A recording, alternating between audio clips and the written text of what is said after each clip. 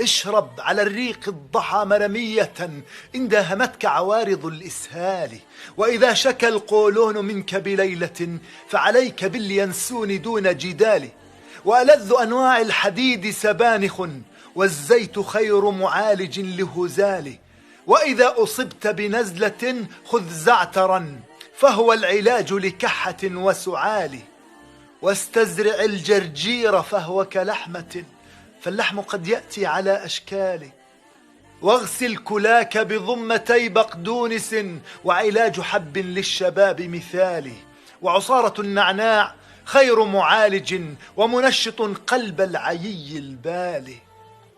وإذا لواك المغص فاشرب جعدة فمرارها يحلو بأية حال. وعليك بالشوفان أفضل حمية يكوي الدهون بغير حد نصال. واحرص على التفاح كل صبيحة حتى ترى الأسنان منك لآلي. والزنجبيل لوحده مستوصف كالصيدلية فاغله للغالي. ودوى التهابات الحشى بابونج ومنوم للرضع الأطفال. واترك مشافي الباطنية كلها إن كان عندك شومر يا خالي. ولدورة دموية خذ قرفة أو كرفسا إن كان ضغطك عالي. واشدد عروق الجسم منك بترمس وبسمسم فهما دوى وتسالي.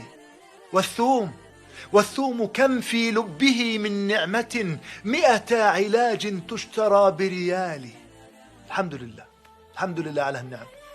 والفجل أفضل طارد وملين وبه تليق نصائح البقال. واهرع إلى الملفوف لو بك سكر ولمن تصدع فالدواء دوالي. ما أجمل الكمون كم من وصفة في حسنه اختلطت بكل جمال. الله يخلق داءنا ودواءنا سبحانه رب عظيم عالي. والله إن الله يشفي دونها فهي ابتلاءات لخير نوالي. فعليك بالقرآن يا من يشتكي وجع الفؤاد وخيبة الآمال. كم صاح بالمرضى إلى آياته يا متعبين تفيأوا بظلال.